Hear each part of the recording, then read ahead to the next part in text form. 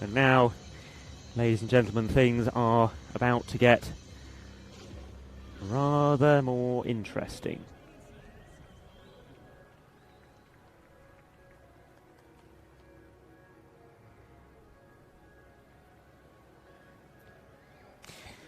So, the aircraft pull up to complete vertical turn manoeuvres and come back towards us. We're about to see the result of many man-hours of preparation. Trust me, I was ground crew with one of these pyro display teams before, and we would have a team of 3-4 people working for 4 or 5 hours to prepare for each display, fitting the aircraft with fireworks. And those fireworks are going to be fired any second now.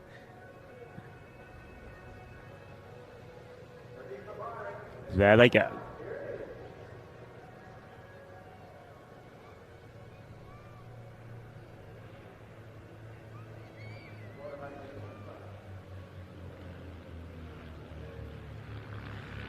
So there's 2 types of pyro that we see used at the moment, creating those lovely sparkly trails. Those are called waterfalls. And then we had Roman candles spitting out those little balls of colour in the aircraft's wake. The Roman candles have a relatively short burn time. They've already expired, but the waterfalls will run for 60 seconds. And that's enough for the team to fit in 2 manoeuvres with the waterfalls running.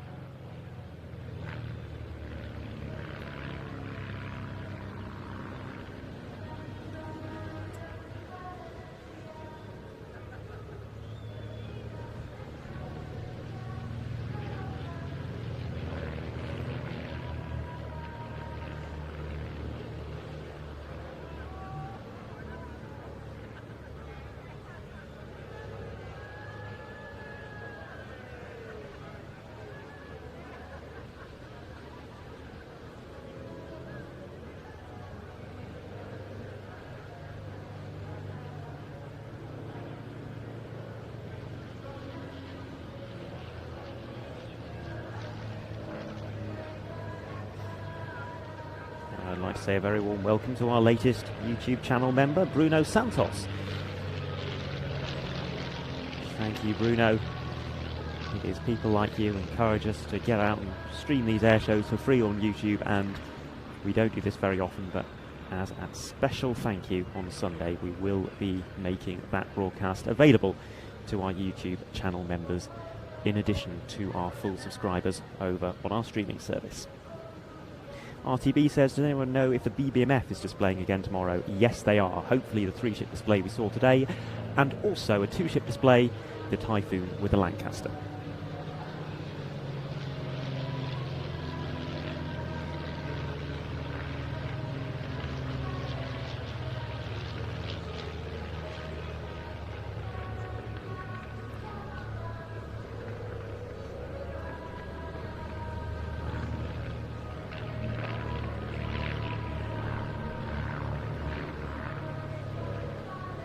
Some of our wider shots here, you might be able to see that the fallout from those waterfall firework effects is making it all the way down to the surface of the ocean. Those sparks are extinguishing themselves only as they hit the surface of the water.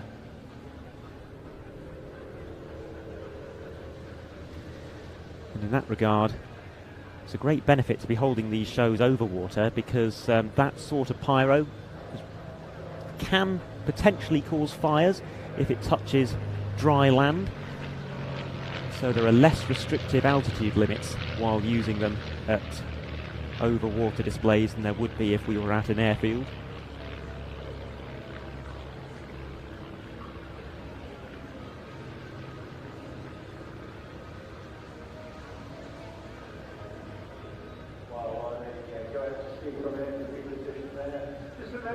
These fireworks, of course, they typically produced for use on airplanes. We actually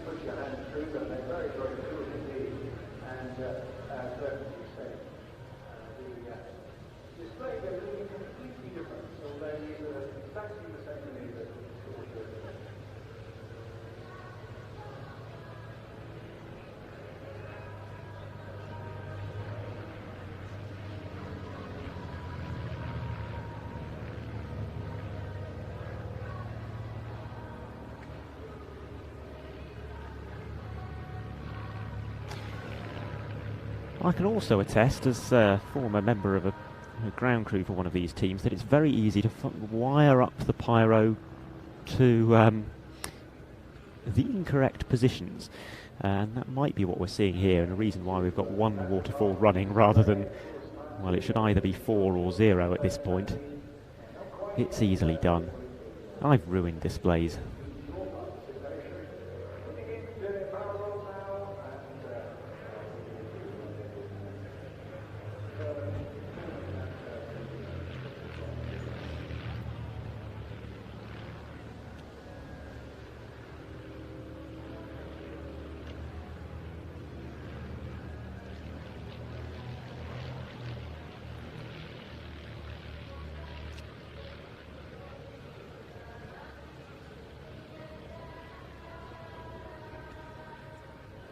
Welcome to new channel member JCB95.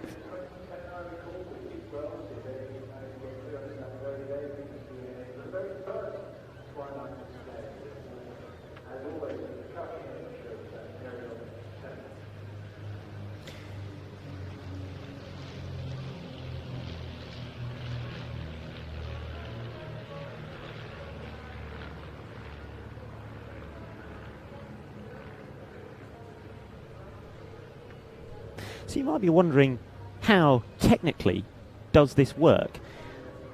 Well, broadly speaking, there's metal attachments on the wingtips. You simply place fireworks into them and affix it all with tape and Jubilee clips and the like. And then next to them there's I'm not quite sure what the word is. It works like a socket, I suppose. Into each firework you insert a little wire, an E-match with a wire running out of it, and then the other end of the wire you put into the socket on a little plate on the wingtip. Over in the cockpit there's a control panel which can deliver an electric current to the socket, and the effect of that is you press the button to deliver the electric current, that sets off the E-match, and that in turn sets off the firework effect. Now I believe the Fireflies have 4 firing solutions, basically 4 of those little sockets in a row. So you press the button the first time and anything wired into the first socket will fire. You press the button a second time, anything wired into the second socket will fire, and so on and so on. So 4 batches of pyro over the course of the display.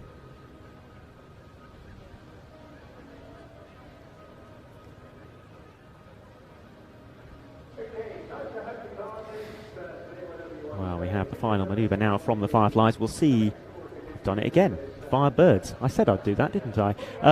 Final manoeuvre as they pull up to draw a heart, and we'll see how well it stands out against what is now a fairly dark sky, because this will be smoke only, but it's how they have always ended their display.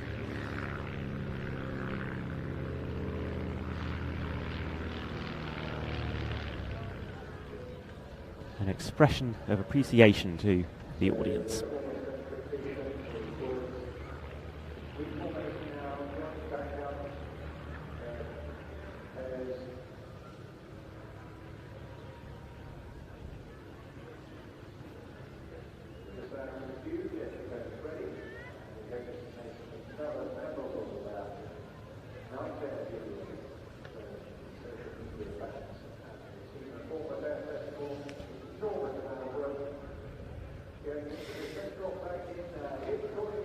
Well, I'd like to say welcome to yet more new channel members joining us. It's great to have so many joining us over the past day or so. Leslie and Luke, welcome to this community. Thank you for supporting us, and we look forward to bringing you many more streams over the coming weeks.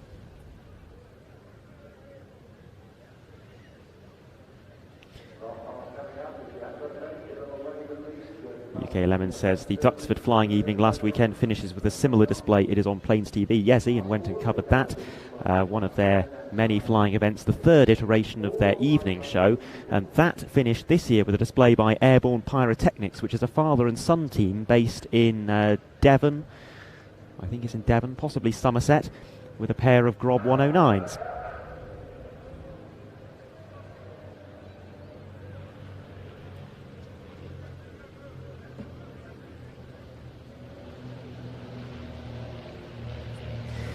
Jerry F says, I wonder how well the pilots can see. It looks really dark now.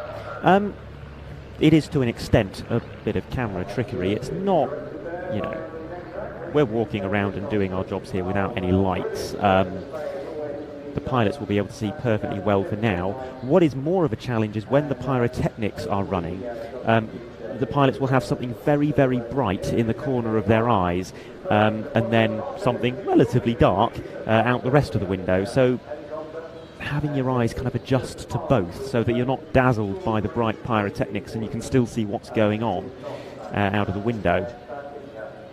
That is certainly a challenge, and it's something that the Civil Aviation Authority is well aware of, and in their regulation for these pyro displays they do note the risks associated with that and measures that can be taken to mitigate them.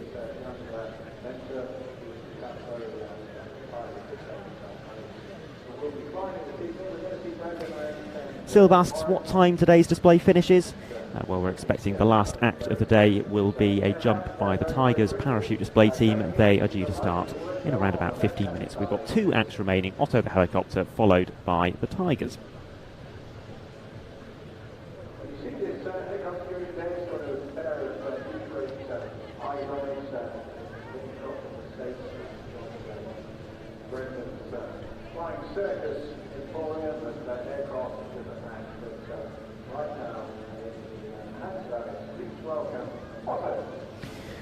Well, here comes something rather different, and we're about to up the ante considerably in terms of volume of pyro. This is Otto the helicopter, a comedy airshow act using a specially modified Schweitzer 300 developed by Roger Buis in the United States. Brendan O'Brien purchased it in 2016 and brought it to the UK, where he modified it for pyro displays, or as he calls them, skygasms.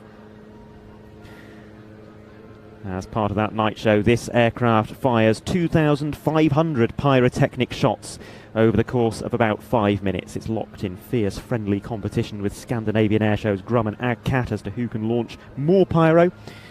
And last I heard, well, I think Brendan said he thought Otto was in the lead, but then I saw the latest iteration of the AgCat display and how that aircraft was kitted out before its performance. Look, they leapfrog each other. I wouldn't like to say who's ahead at the moment. So a fairly gentle start. The pyro you can see at the moment as gerbs. It's very similar to the waterfalls that we saw from the Firebirds a few moments ago, but with considerably shorter trails. The difference is, apart from the length of the trails, that these gerbs are cold burning. They can't set fire to anything. Makes them more suitable for displays over land. We'll also see flares, Roman candles, shells, and my personal favourite, crackle comets. I'll point those out when we see them, but there's some Roman candles being used at the moment. To fire the pyro, Brendan is using a new radio-controlled detonation system. He has a unit strapped to his leg and sends radio signals to each of the 2 firing stations. Each of those firing stations has 8 firing solutions, so when he presses his fire button the first time, it fires everything wired to the first. Presses it again, it fires everything wired to the second. Very similar to the process I described for the Firebirds earlier.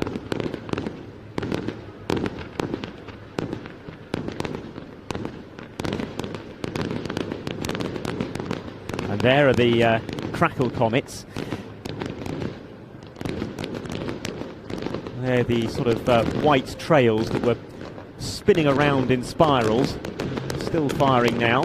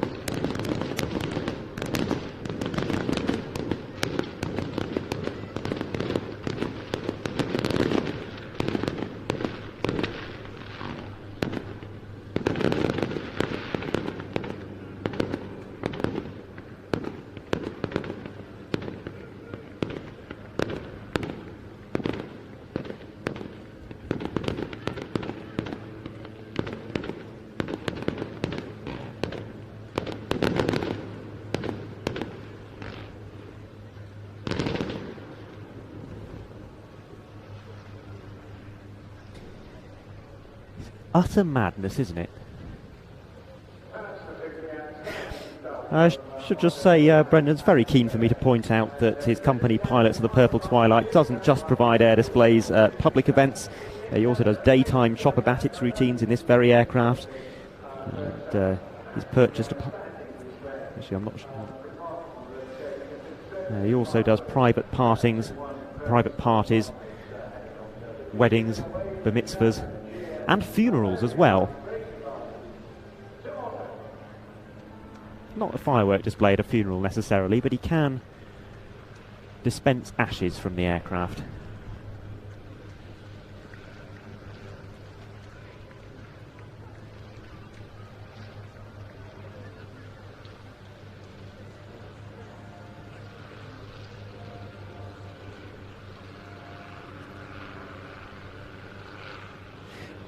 And now begins the long flight back to Bournemouth Airport,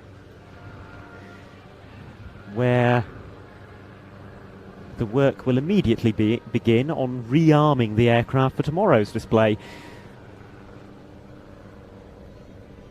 A lot of man hours involved in that.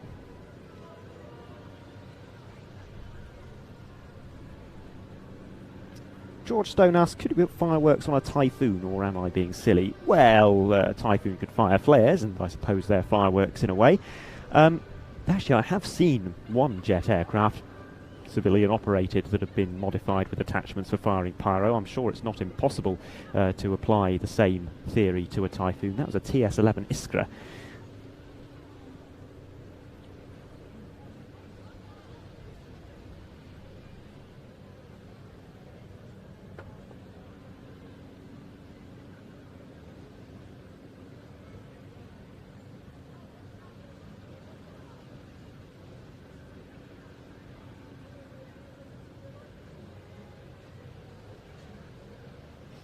Max Bank Angle says, I saw Brendan trying to land a Piper Cub on a moving flatbed trailer once.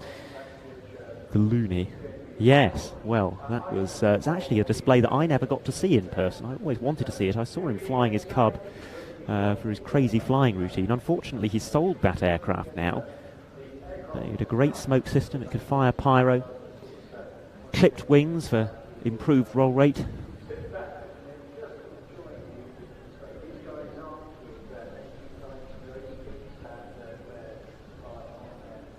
He says that the drop-top landing wasn't actually that difficult. You just needed a lot of bottle.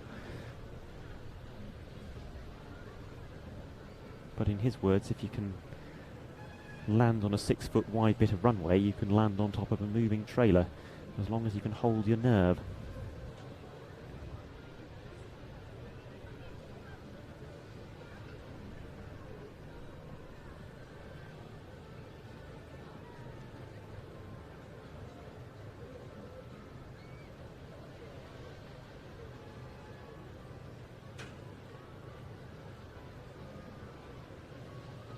I should point out that that wasn't necessarily Brendan flying today. I probably should have asked him in advance, but he does have another member of his team, Alex Garman, and they both fly Otto for these night displays.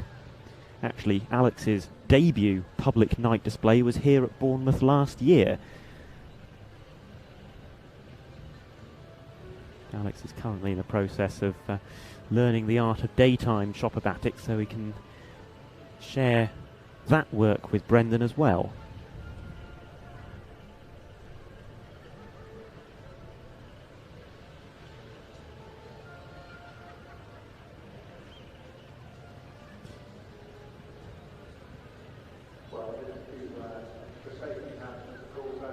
We've just got one more act to go in today's flying programme,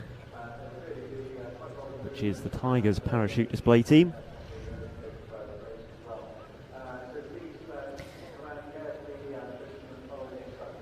And I have at point seen a landing light off to our left, which I suspect might have been coming from a Cessna Caravan.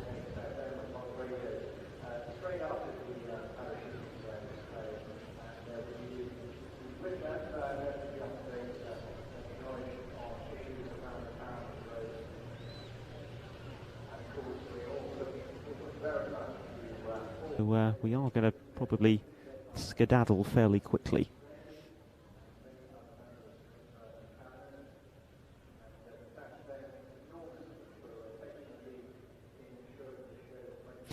Lee says, are any of the PlanesTV crew pilots or just enthusiasts? If pilots, what do you fly? None of us are pilots.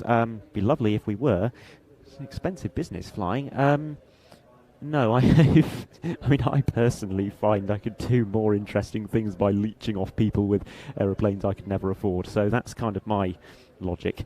No, we're enthusiasts, and we love filming as well. So I get quite twitchy if I ever see an air display and I'm not filming it. I'm always thinking, oh, this would be really nice footage. And even when I'm on board an aircraft, I've flown on board for practice displays and the like, and even then I get twitchy going, oh, I bet this looks great from the ground, because yeah, it's all very well saying, wouldn't it be cool to be on board that aircraft? Yes, it would, but ultimately these are spectacles crafted to be viewed from the ground, and I appreciate the choreography of a good display. And yeah, even if I'm sitting on board in the co-pilot seat, there's always a substantial part of me thinking, well, I'd love to know what this actually looks like to the audience. So yeah, and Angus would display an F-16 because of its charisma with smoke winders. Good choice. Well, let's turn our attention now to the Tigers. And I'm just going to peer over Ian's shoulder.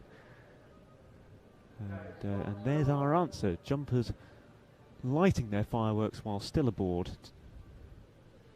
And that, I'm sure, is a relief for Ian, who somehow has to track them in the dark as they leave the aircraft.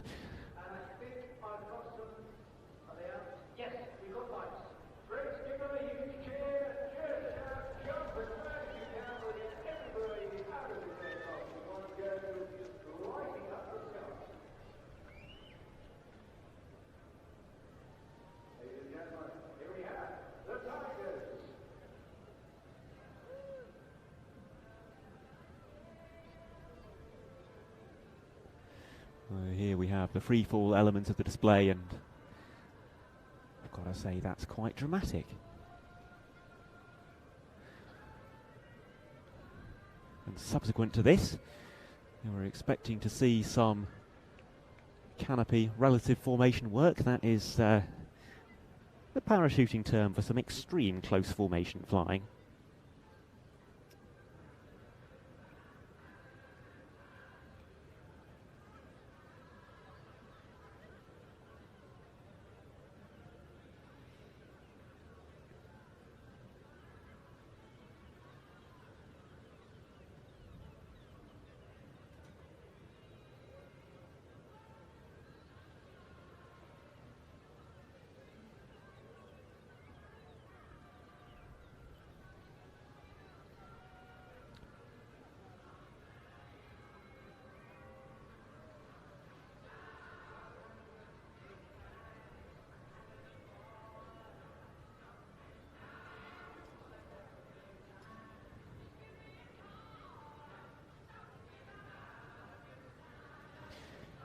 EAL says, I take it the parachutes are fire retardant. Well, for exactly this reason, the jumpers will be using gerbs rather than waterfalls. They're cold burning. There's a flame of perhaps a few inches, which is hot.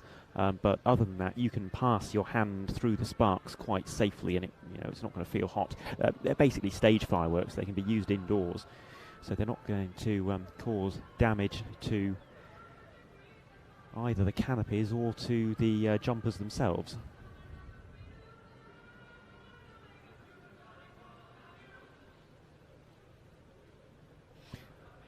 So quite high and to our right we have a group of jumpers, which we're just spinning a camera round onto.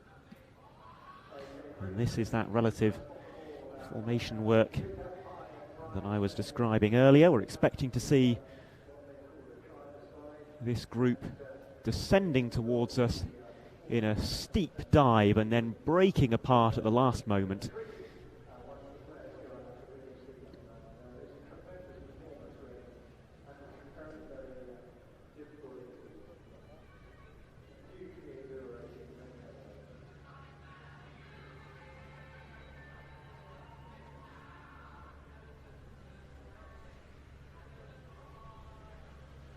So here they come. Stand by for the break.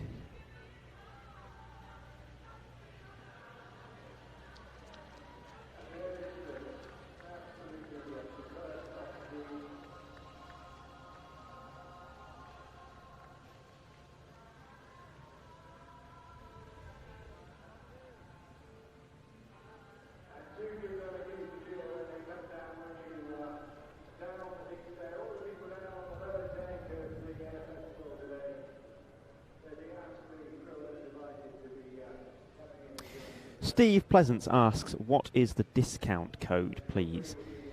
I'm just going to let the Tigers land and then we'll go through how you can watch Sunday's stream.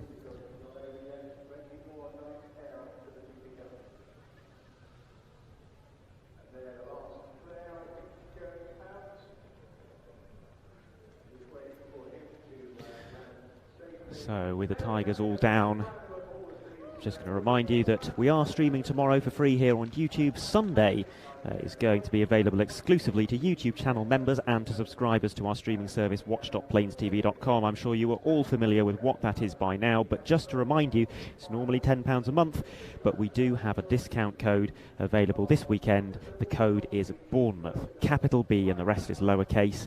Watch.planestv.com. The discount code is Bournemouth. That will give you 50% off. 50% off your first month